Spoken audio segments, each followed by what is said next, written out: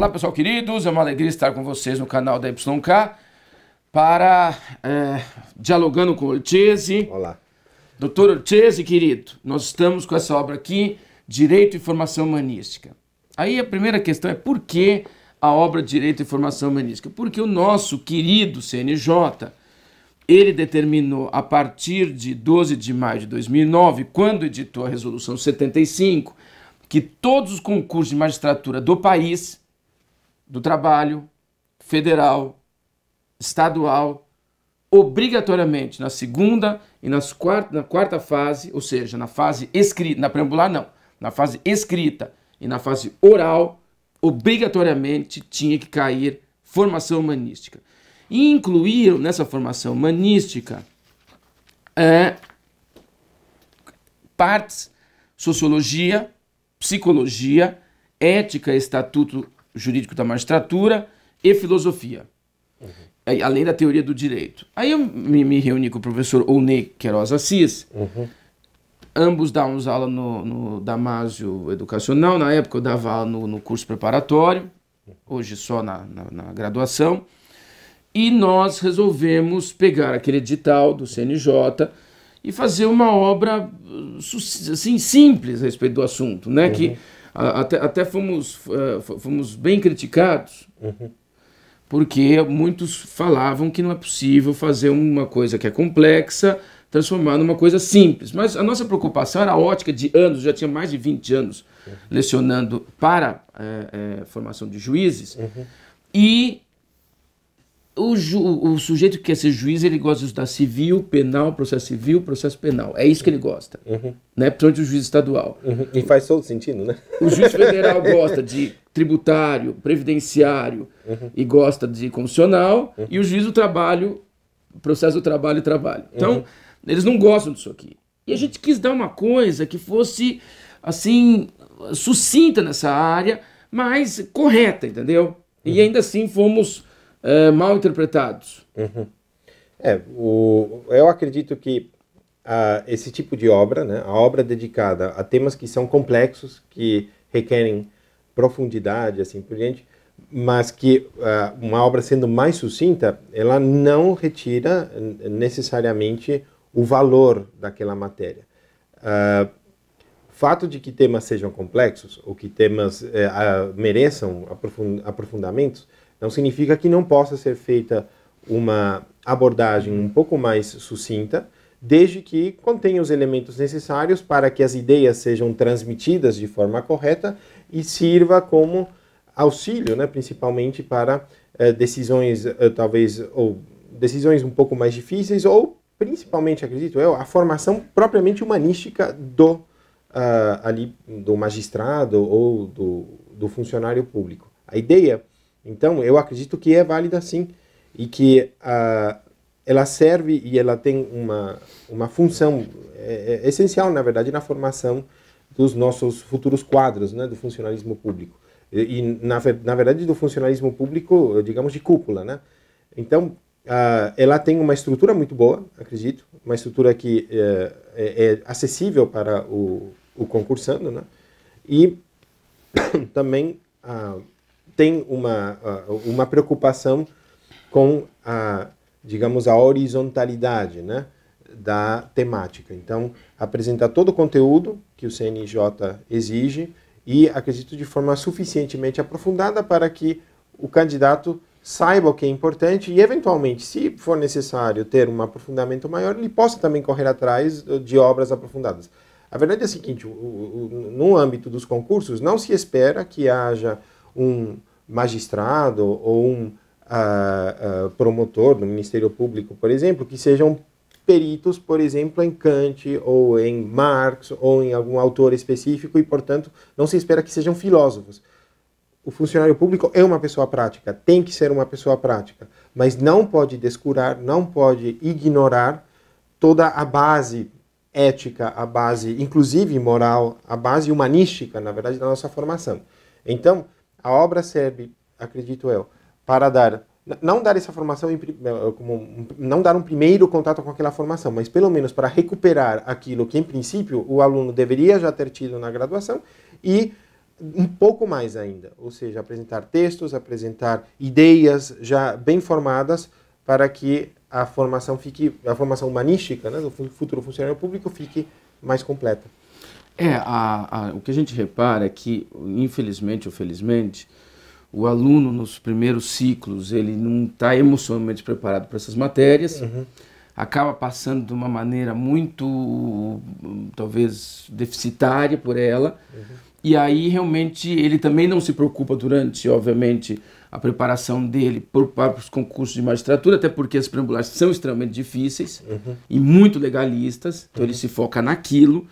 E aí o que acaba acontecendo é que cria um buraco negro, né? E por isso que os críticos são tão assim, até em relação ao concurso, a forma como se pergunta, a forma como se coloca. Então você lê textos de filósofos, ou lê textos de pesquisadores que são avessos à forma como nós fazemos os concursos, e eles criticam demais esse tipo de literatura, inclusive.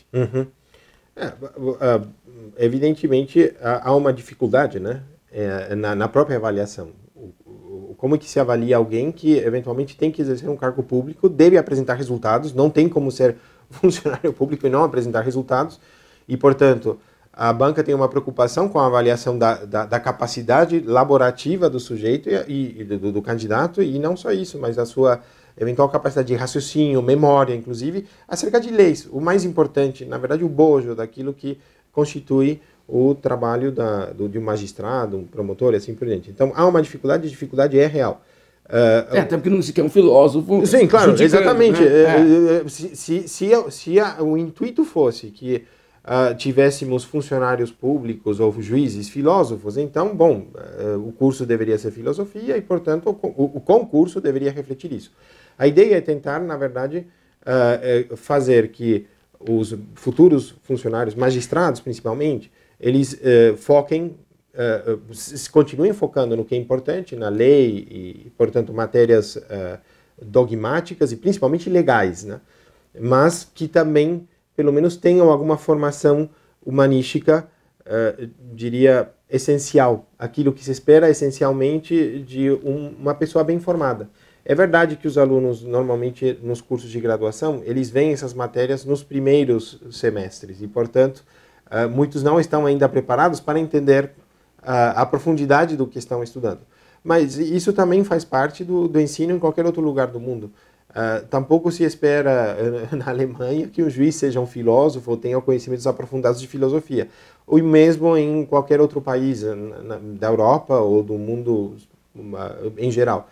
Então, acredito que o esforço vale a pena, sim, é um bom esforço e o livro atende bem ao que se espera desse esforço. Se eventualmente houver mudanças ou necessidade de fazer ajustes, então isso também será o resultado da nossa própria experiência ao longo do tempo. Sim, o livro é dividido em 5 partes, começando de trás para frente. A última parte é a teoria geral do direito e da política, então vem o conceito analógico de direito, a ideia da pessoa, eu me baseei bem na noção keuseniana, inclusive a construção keuseniana, quando ele entra no direito e ciência, na teoria pura, né? E depois ele entra na questão da estática e dinâmica jurídica, seguimos mais ou menos essa mesma metodologia nessa última parte. E alguns entendem ultrapassado Kelsen. O que o Dr. Lucchesi pode falar sobre isso? O Kelsen... Dá para superar Kelsen ou tem que ser antes e depois de Kelsen? O Kelsen, certamente, pelo menos para nós, né, aqui, principalmente no Brasil, né, marcou, na verdade, época, digamos. Né? Então, ainda tem uma importância fundamental. Todos os cursos de direito e todos os bacharéis, em algum momento, tiveram contato com a teoria do Kelsen, né, a teoria pura do direito, principalmente. Kelsen é um autor que, para nós, né, é muito fundamental.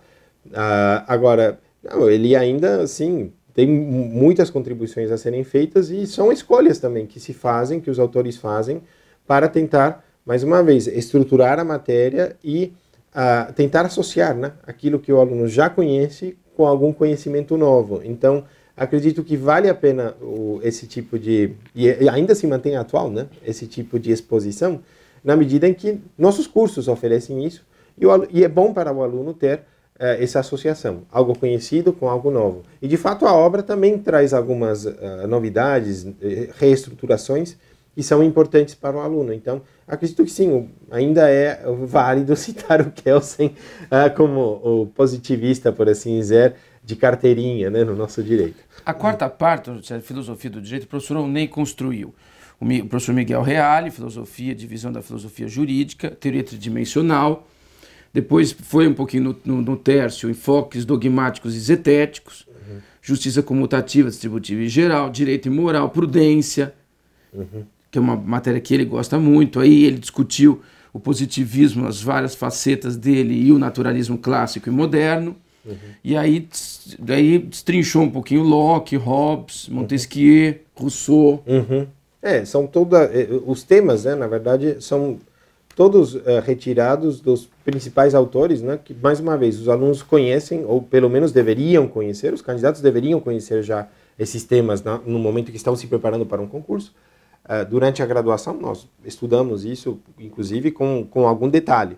Então, o que a obra faz, eu acho, é principalmente trazer, relembrar um pouco aquilo que já foi dito, mas também a discussão sobre autores específicos. Por exemplo, no final, né, nós temos vários autores que são clássicos também. Sim. E essa recuperação desses autores também é importante para nós aqui. Todos esses temas e todos essas obras, né, desses autores foram essenciais para formar o nosso pensamento jurídico. Então, trazer talvez algo que não seja relacionado a isso, né, para um concurso, para algo que é muito específico, que requer uma quantidade de horas de estudo francamente descomunal, acredito que essa obra cumpre bem o seu propósito. Na terceira parte, eu fui na Lei Complementar 35 de 79, né, que é a Lei Orgânica da Magistratura Nacional, no Código de Ética, construímos alguns direitos e garantias, o sistema de controle e a questão da responsabilidade, os princípios éticos e tal. Esse tema também é mais positivo, né? Tem de fato tem normas acerca disso. Então é importante, aí é essencial mesmo. Já não é apenas uma formação humanística, mas conhecer verdadeiramente quais são os limites eventualmente éticos de atuação do magistrado. E tudo isso, portanto, é fundamental. O candidato tem que saber isso. Então essa terceira parte aqui é já mais do que apenas uma relembrança, na verdade é conteúdo fundamental para qualquer futuro magistrado. E a primeira e segunda parte, sociologia, que é muito, eu sei que o Dr. Lucchesi gosta e tem um forte conhecimento, e psicologia, aí foi enfrentado Marx, Weber, Oliveira Viana, aí entra em Ortega y Gasset, e outros, educação e sociedade, o bem comum, a questão da mídia, prognose criminal.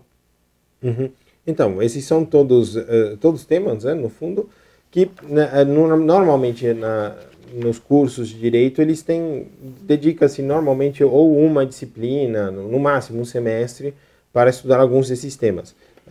Dependendo de qual seja o curso, pode ser que haja uma extensão um pouco maior, um pouco menor. Mas, de qualquer maneira, são também esses temas, sim, o aluno deve ter visto pelo menos alguma coisa no curso de graduação, portanto, é uma relembrança daquilo, uma relembrança estruturada, e ao mesmo tempo, eu acredito que quase que, diria, didática, né? Fácil de lembrar, eventualmente, para o desempenho no concurso. Para finalizar, doutor Lucchesi, recomenda para além de futuros juízes e promotores, para quem mais essa obra aqui? Eu recomendo para os alunos que ainda estão na graduação e estão acompanhando, portanto, aulas acerca de qualquer tema que estiver nesse livro, recomendo a obra sim, porque eventualmente será uma obra que, com toda a probabilidade, deverão estudar para um eventual concurso, e mesmo para quem não queira fazer concurso. Ela contém uma boa estruturação da matéria, é muito acessível e acredito que cumpre bem essa função de formação humanística. Maravilha. Então, com isso, encerramos o Dialogando com o Lucchesi de hoje. Obrigado. Continue conosco, siga o nosso canal. Obrigado.